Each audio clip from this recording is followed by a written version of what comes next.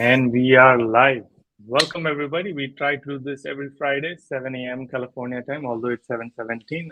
Today is not my fault. Kind of my fault. But all right. Rajiv is our immigration lawyer. We try to answer your immigration question during this session. And Rajiv ji, let's start with H1B Second Lottery. It's finally happening, announced. So what people need to know, and what's the update? We'd been hearing the rumor for about a couple of days, 3-4 days. But yesterday, finally, the government did say that they had announced a new lottery. And again, rumor is it's a lot of H1Bs, almost 20,000 or more, which is more than a third of the quota, right? Or third of the quota. Right. So then somebody was asking me on LinkedIn, and these are all frequently asked questions coming from LinkedIn. People send me messages personally. Well, one advantage of LinkedIn is that you can actually send a voice message. So I don't have to type stuff up. So that's Nice. really easy. So I don't mind doing that. Sometimes it gets overwhelming, 30 messages, 40 messages, 50 messages every 2 hours.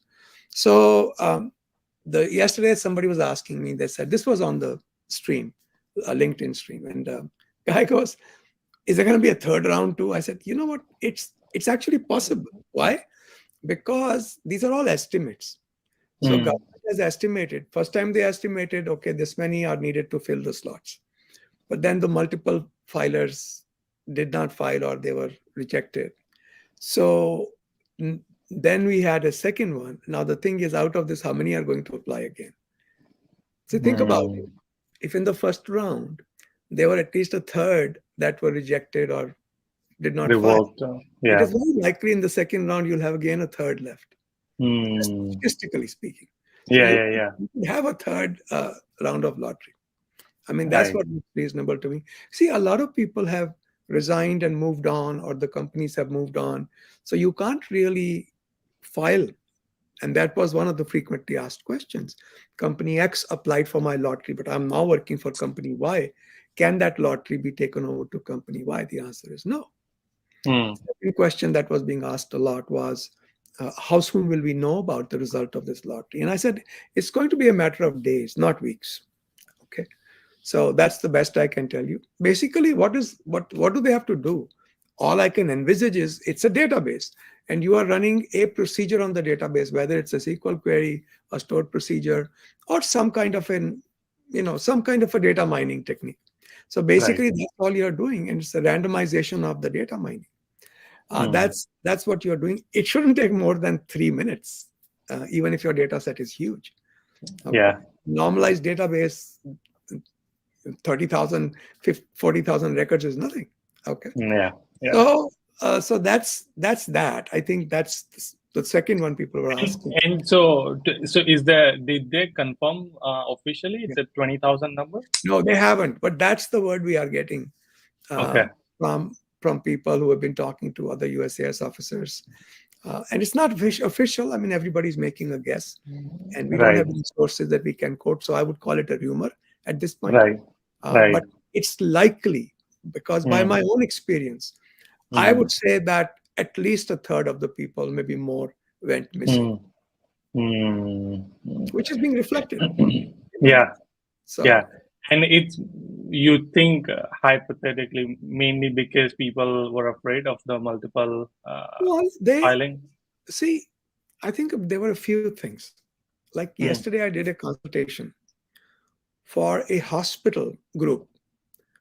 That hospital group was connected to 7 other groups, and they filed 8 lotteries for this one doctor.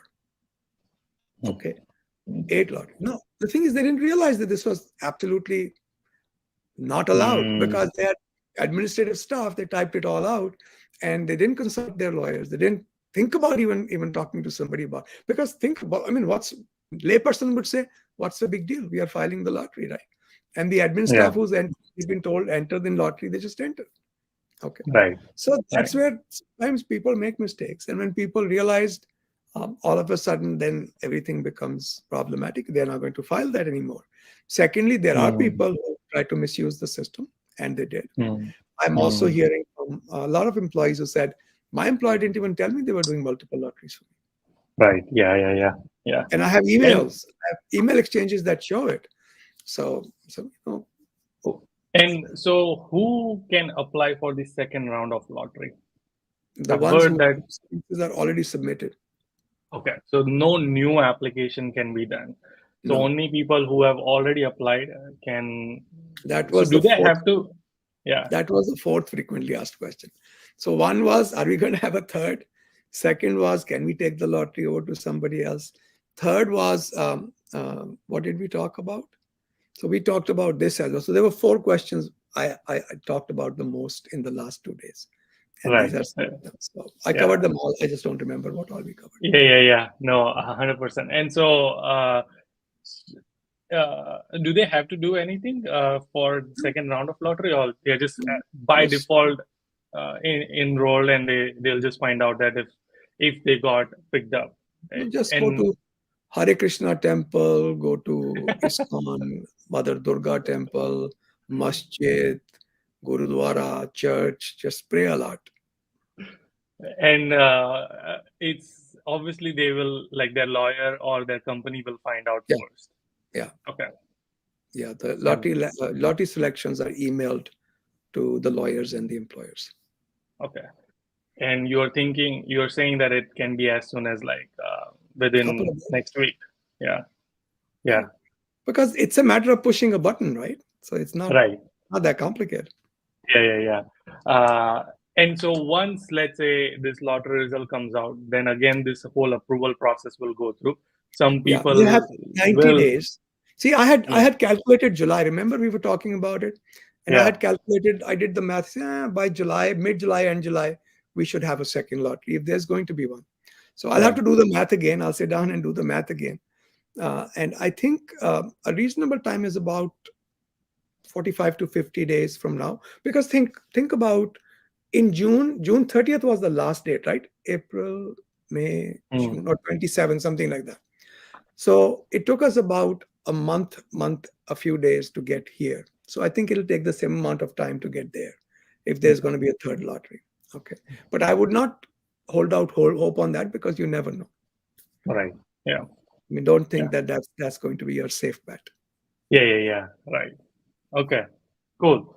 There are related questions, so I'll start picking up those questions. Anything else before we move on the H1B or? Trying to think of one of the questions that was asked, that was an interesting question. Now it's not October 1st yet, my H1B is not started. Can my employer withdraw my H1B and I can go back to OPT, which is still left? Yes, you can. The only problem is there is a practical issue. USCIS is taking a long time to send formal notices of withdrawal, that withdrawal is accepted. And your school will not reopen your service until you have the official notice. So it can take time depending upon how much time you have. So do the math. It could take a few months for you to get the notice, formal notice from the USCIS. And you can also request an expedite because you want to go back to service. USCIS has not been known to be charitable in giving expedites, but they have given expedites in some cases. Got it. And same premium applies to the second lottery as well. When they open the lottery and they announce the lottery, they'll give us 90 days to file H1Bs. Okay. Yeah. All right. Cool. Is there any way to know if employer has filed H1B registration? No, because you are a stranger to the registration. That's another thing I dislike about this. Employees should be able to at least check. I mean, there is no secret between the employer and the employee. So why is there a secret between the government and the employee? In this regard, there should not be any secrets, right? So can you find out right now? No, not that I know of. Yeah. All right. My employee is about to file O1 visa. I was not picked in first lottery. What happens if I get picked in second round of lottery? Do I choose H1B or O1? Absolutely H1B, Robin, because O1 you never know. O1 is not a given. You have 10 officers looking at the same case. 4 will grant it, 5 will send you an RFE, 10th one will deny it without even an RFD. So all of that can happen. Every officer has their own take. So don't think it's a given. But O1 and H1B can happen simultaneously, like Yeah, parallelly. Okay. that's not a problem. But the thing is, if you get selected in lottery, that's the question Robin is asking. If I get selected in the lottery, should I choose H1B? Should I choose O1? That's an easy choice, H1B. Okay. So let's assume that he chose H1B. Can his employer still continue O1? Yeah. Yeah, you can. Oh, Yeah, they can even file an O1 later. got it. Okay. I'm working as a software engineer on TN status. Will that be a problem if I buy a non-IT business? Yeah. You can go for E2 visa. That's a very good option. Okay. We love E2 visas, especially from Canada. It's a little bit delayed right now. Toronto is taking a little bit of time. But it's a very good, because you can do change of status to E2. And $150,000. I would say 150 is a very good amount. So E2 visas are great. You get your work authorization. Your spouse gets her work authorization. So Yeah. absolutely, go with E2 if you can.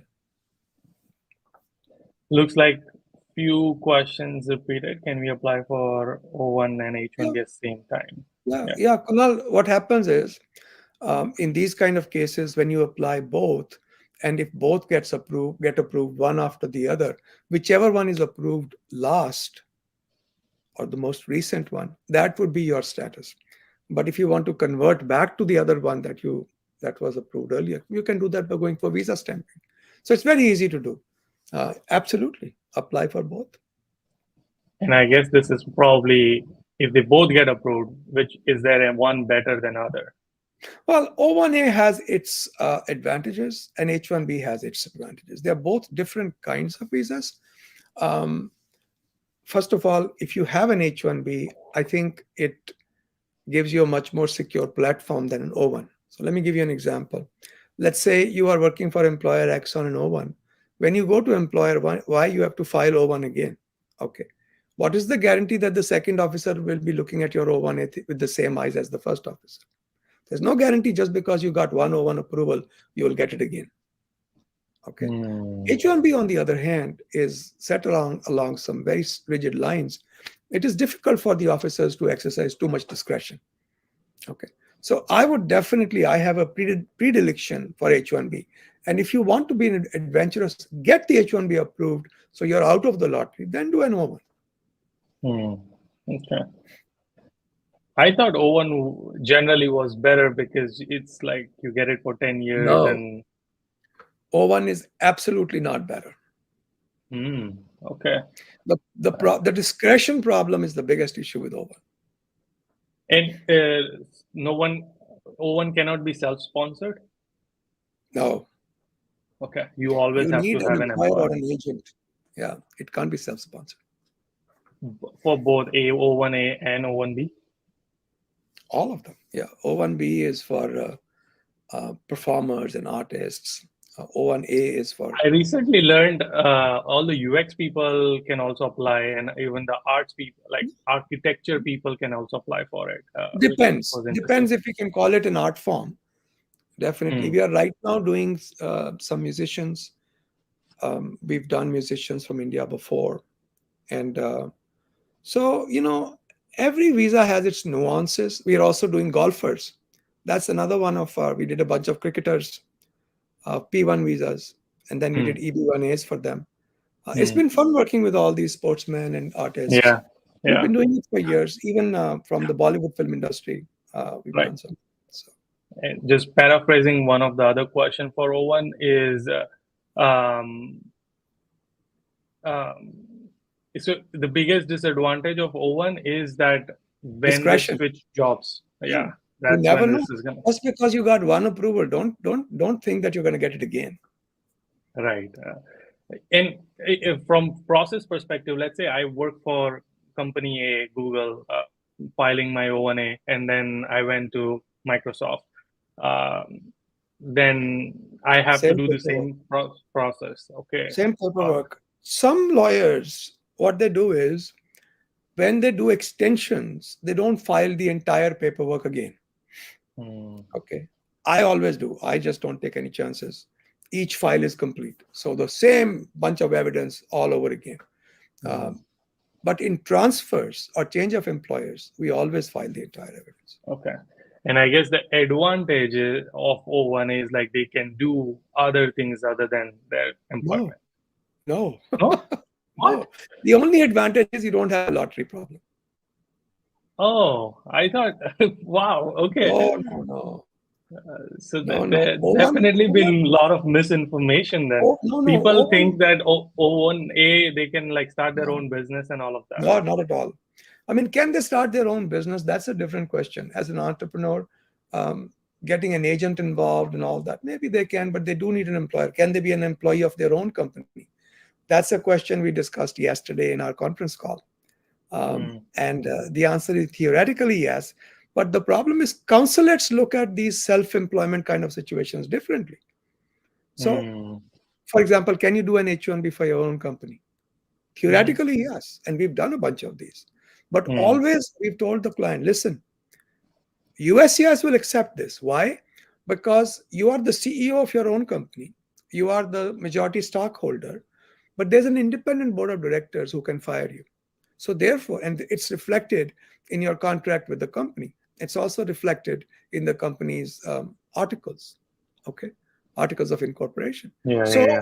So when such a situation exists, we can claim, and of course we make full disclosures to the government.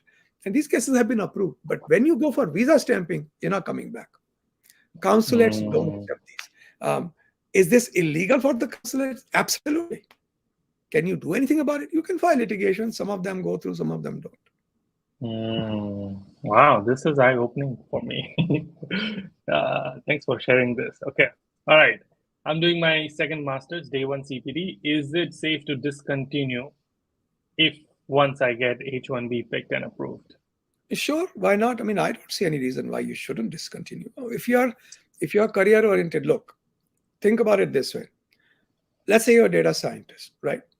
And you are learning some kind of advanced automation. You have a master's degree, you're getting into some kind of, let's say, more oriented towards the mechanics rather than the calculations. So whether it is data streaming, whether it is, actually writing the algorithms that make the neural networks and all.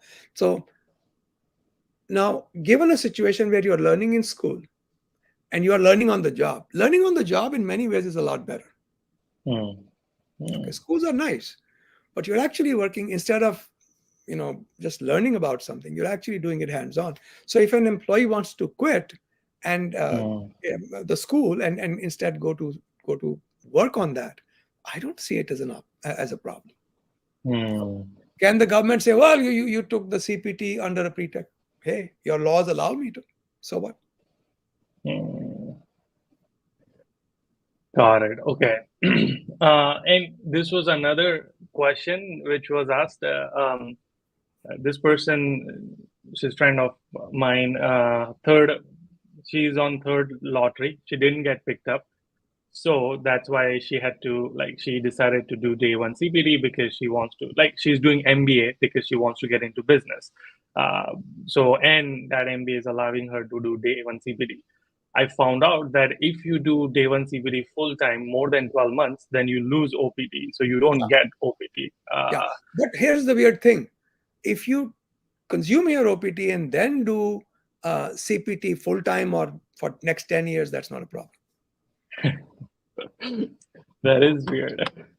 Okay. Another thing I was going to point out, I don't know, something came in my mind. We were talking about OPT, CPT.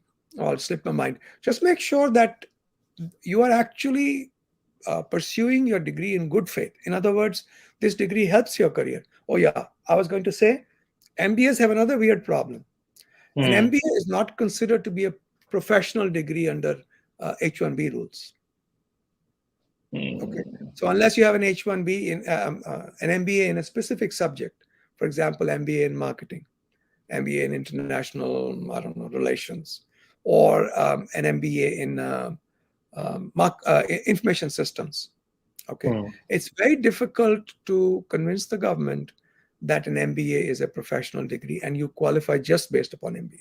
So usually when we have MBA cases, we have to either fall back upon the bachelor's degree, okay, because this is a very common combo, bachelor's degree in engineering and then an MBA, okay. Right. Yeah. I hardly ever rely upon the MBA to win the case. It's very difficult to win a case like that. So we tell the employer, if you were not to hire somebody for the MBA, what do you think qualifies this employee? Right. Because that's what we have to decide. Because MBA may not be a good choice. If they did not have the MBA, would they still qualify? Would that meet your minimum requirements? So. Right. Okay. My lottery was not picked in first round, and now I'm working through a different consultancy. If I file my second lottery H1B You through, can't do that. Your second lottery will have to be with the same employer who filed the first lottery. Yeah. My home address has been changed. I used to live in New Jersey. Now I live in Florida. Although I work for the same company, I did AR11 already. If my second lottery is picked, is there anything I need to worry about? I don't see any problem. I mean, you can worry about anything you want, but it's not needed. Yes, Manthan, we did cover this. You should know within a few days. I can't really tell you how many days. If it was in Rajivji's hand, it probably in like few minutes. It'll be done already. Right. You probably can write the script on your own. Yeah, with a little bit of help from Claude AI or Chat GPT. Actually, Claude is a lot better than Chat GPT. I'm putting in a word for them, guys. Anybody? Did you try Bard yet? Oh yeah, I use it all the time. I use every AI there is. But very, very seriously, I think the best AI out there right now is, in my opinion, it is Claude. Because first you can upload, Claude is CLAUDE, Claude AI, okay, Claude.ai. You can upload PDFs. You can ask it to go on the internet. Like yesterday, it was giving me some information. I said, wait a minute, this information is outdated. Can you please update your information?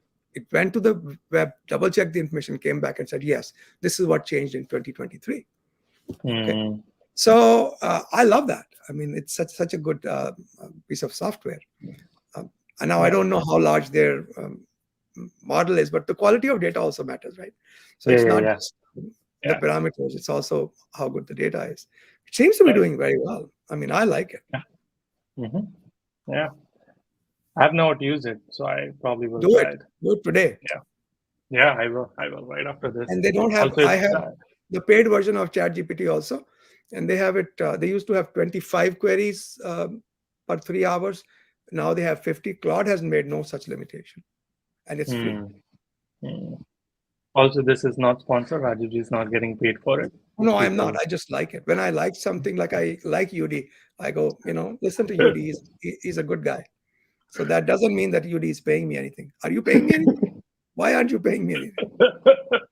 I need to start sending you checks. All right, cool. Can we apply for green card while having Canadian permanent residence? Sure. Okay.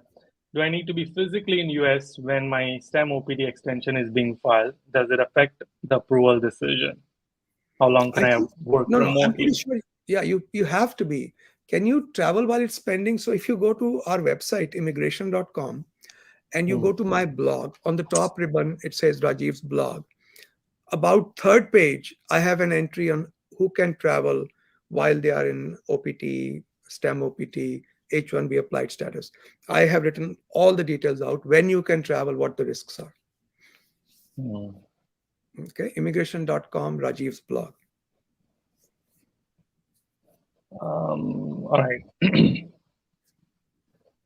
I am on my first year of OPT and my H1B is picked. The documents are already filed, awaiting decision. My question is, can I continue OPT for 3 years and then start working for H1B?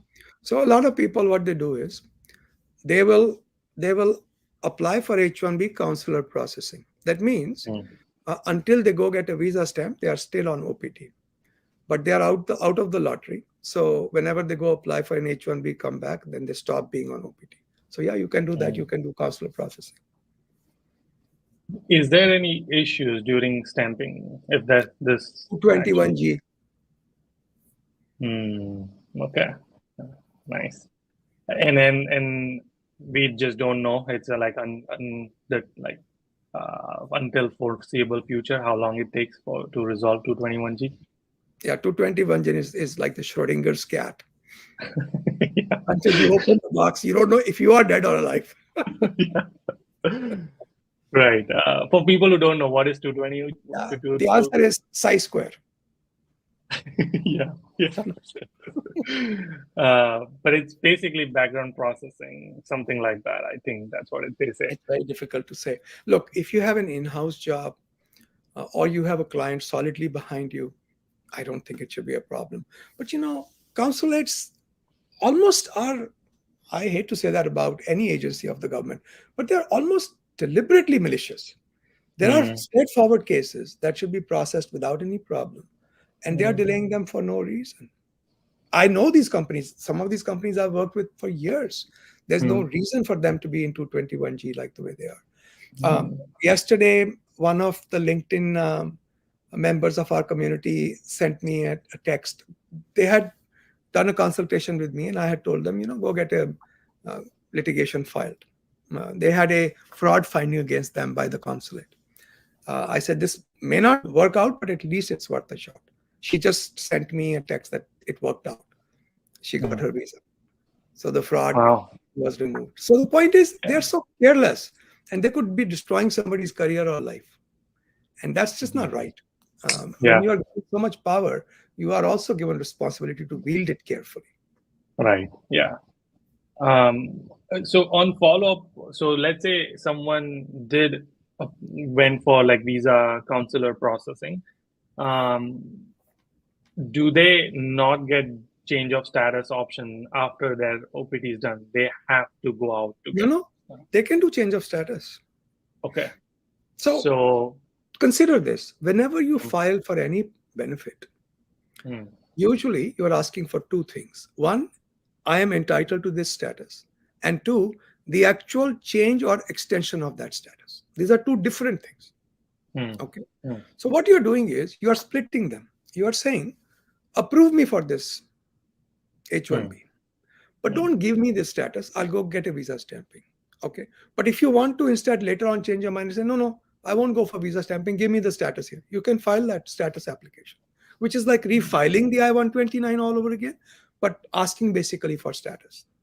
Okay. So technically, before the 3 year of OPT ends, 2 year of that extension ends, he can just say that, hey, I like convert my status, change of status, and then you can. Okay. Definitely. Nice. All right. I think we took that question.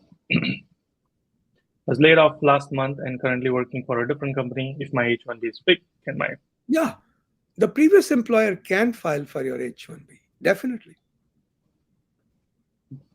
But is there any use? Why not? Look, let's say somebody came to work for us and then for whatever reason, they said, you guys work too hard. I'm going to another firm. They left.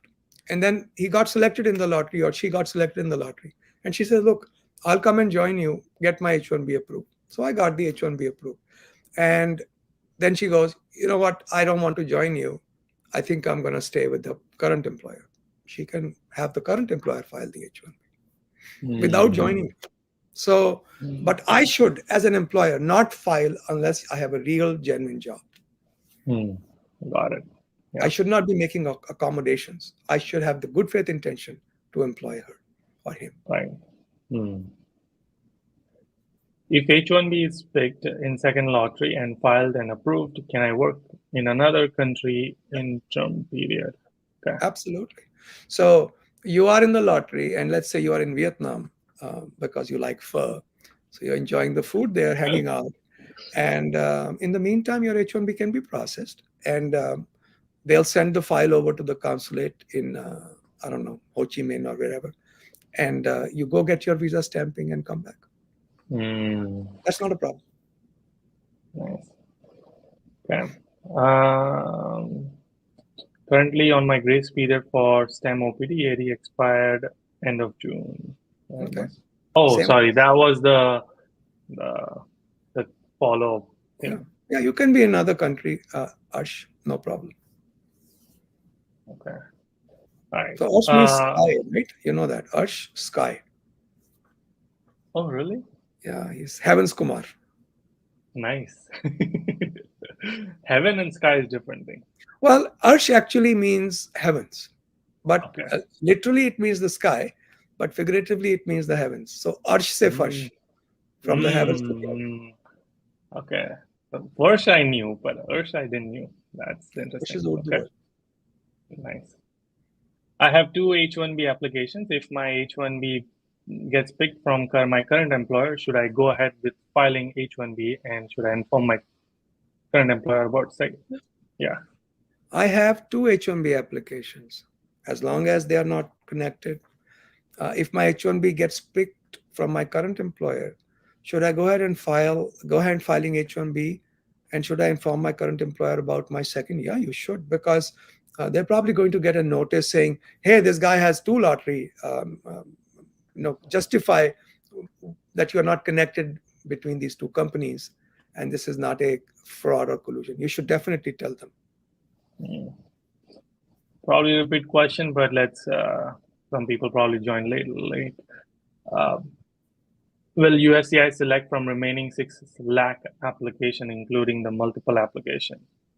Yeah, they probably will, because if they have not weaned out the multiples, personally, I think they would have weaned out the multiples.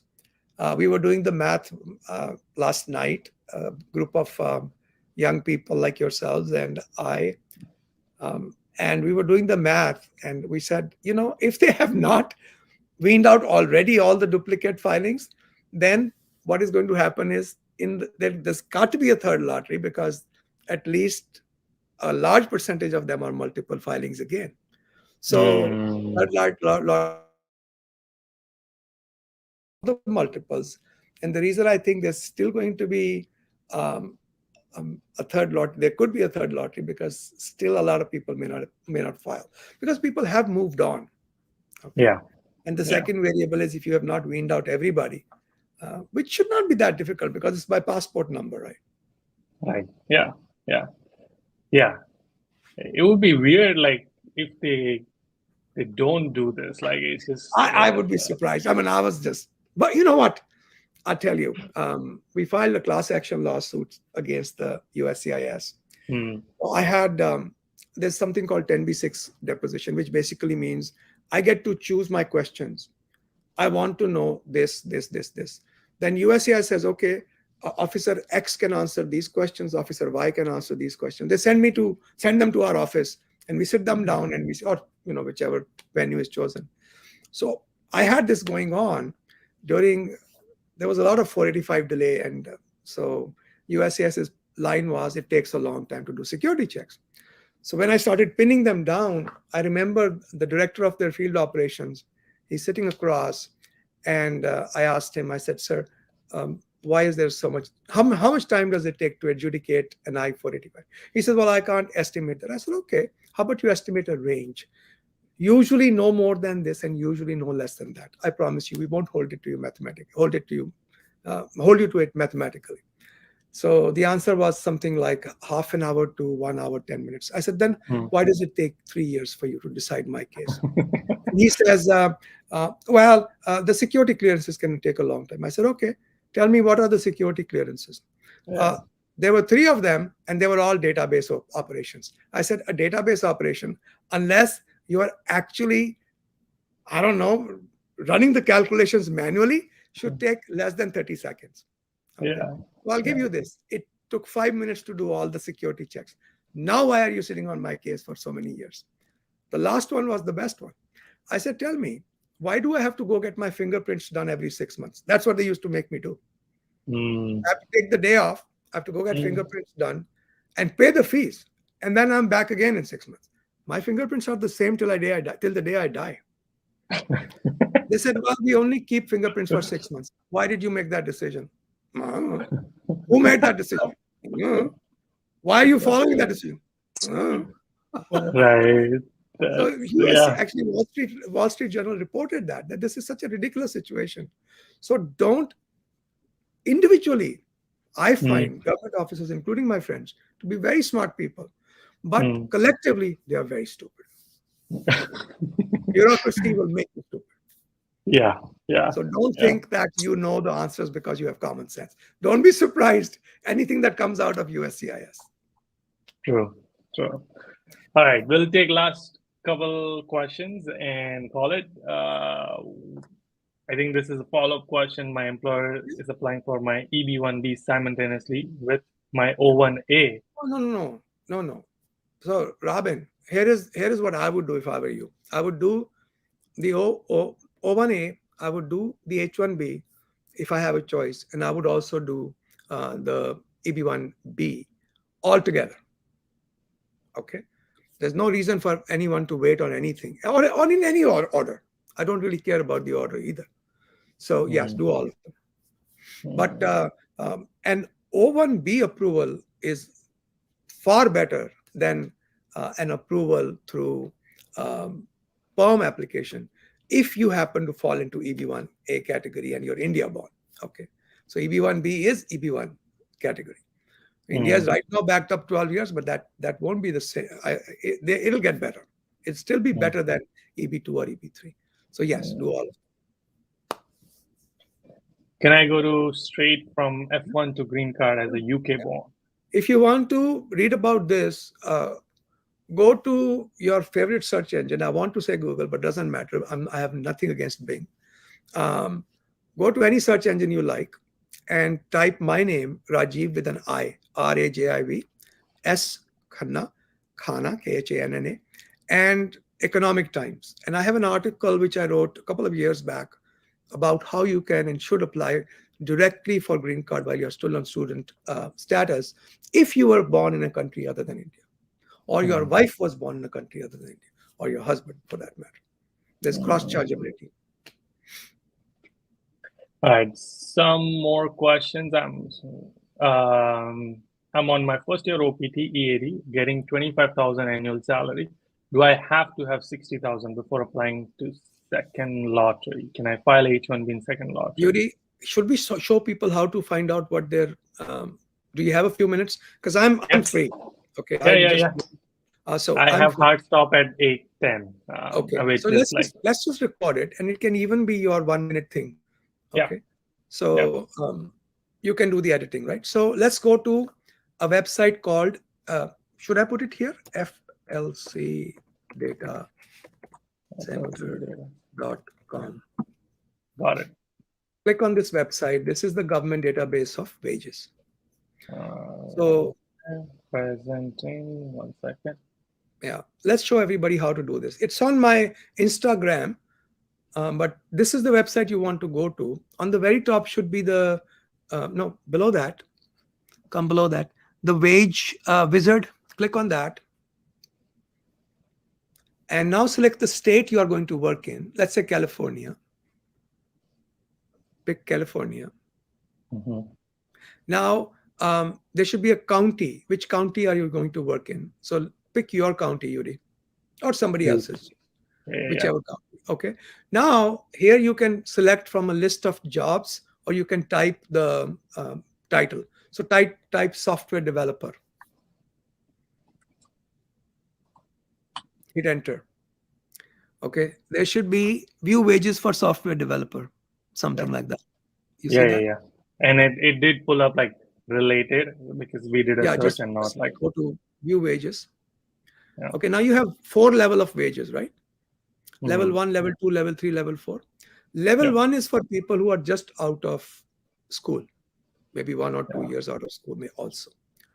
Level 2 is for people who are comfortable with the job. Level 3, competent. Level 4, advanced. So that's kind of how they produce it. But usually level 2 and 3 are very safe. It's difficult to distinguish between when 2 becomes 3 and when 3 becomes 4. So look for level 2 wage at least. It's not 60,000. It can be different in different places. Alabama, it could be 60,000. San Francisco, it could be 300,000. So it all depends on the county you're going to work in. And by the way, is this based on masters or bachelors, or doesn't matter? Degree doesn't matter. Okay. And remember one thing. if you are working remotely, it's where you actually sit, the wage will be calculated. So if your employer is in San Francisco, but you are sitting in a village in Pennsylvania, it is the Pennsylvania wage that matters, not the wage at your employer's side. That's how you calculate. Got it. So yeah, so that should answer that question. All right. There was one more, which was very, I think, lots of dates here. STEM extensions, 2nd May 2023. OPT EAD expired, 1st June 2023. Lost job, 16th June 2023. Use of unemployment days, 73 till now. Will I be out of status if 90 days are As far as I know, yes. So not looking at all those dates, and I'm not doing math. That's one thing probably one of the few things I'm not good at. You are so good at math. Oh no, I'm not good at math. Okay, so think about it this way.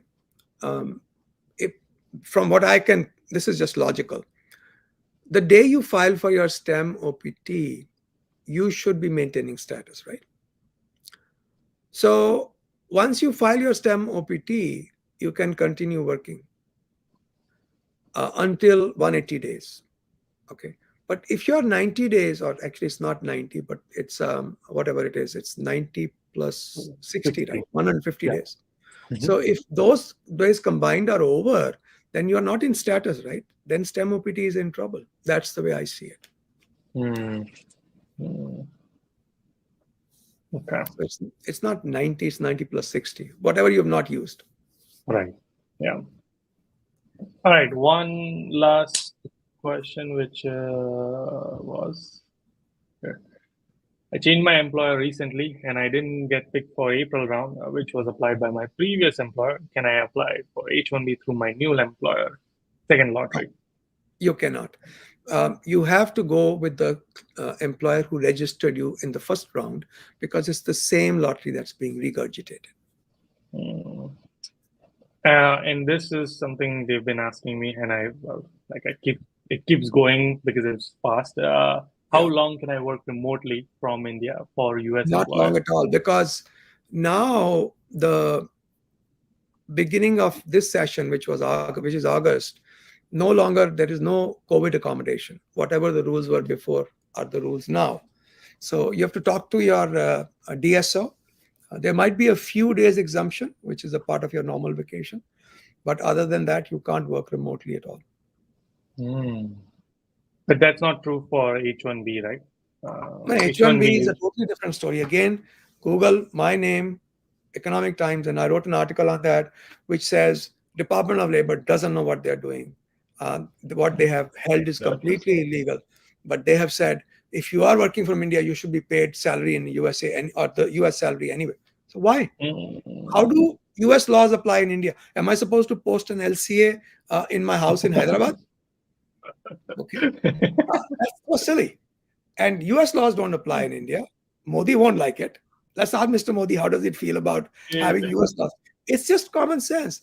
US laws don't have extraterritoriality unless Congress specifically says so. There are some laws that apply. So if you, for example, go for sex tourism with underage kids in Thailand, you are subject to US laws. You can be prosecuted for it, because there's a specific exemption made by the US Congress for that. But Department of Labor can't make the laws of USA apply to India. So that's ridiculous. I mean, that decision is so stupid. It's a 2019 decision made in the context of an E3, which is LCA based. So in my view, you can work as long as you like. But in Department of Labor's view, you must be paid the H-1B salary. If you are getting paid the H-1B salary, we have no quarrel. But if you are not getting paid the H-1B salary, Department of Labor is going to get sued. One last question I'll take before I end, because it seems like a little urgent. My husband is getting his H-1B amendment as he's changing his employer. I have H-4EAD till 2025 tied to his previous employer and going to apply for I-539. Will I have to apply for new EAD? Okay, so Molly, the way it works is, by the way, nice glasses. I need to get those glasses. Um, the way this works is, as long as your husband is maintaining status and your H1 and EAD are valid, you're fine. So before they expire, you should file for whatever time you have to. I think it's what, 4 months or 6 months before they expire. But really, as long as he's maintaining status, you have nothing else to do. But discuss it with your lawyers. There has been a little glitch I've seen sometimes.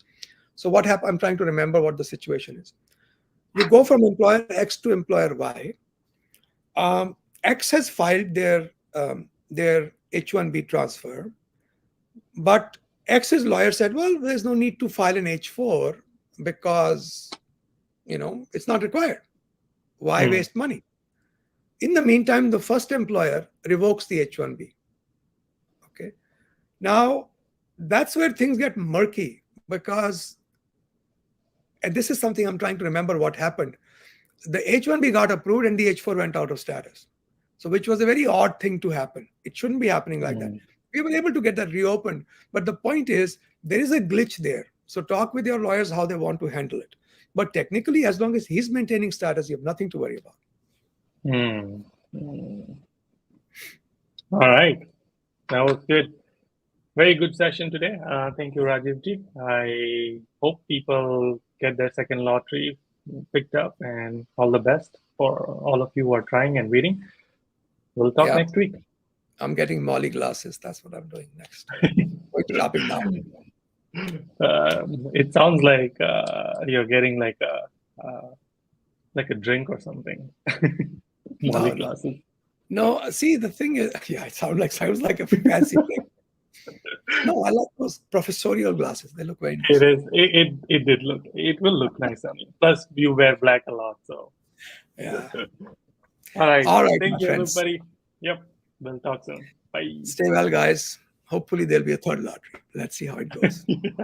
Yes. All right. Cool. Bye-bye. There we go.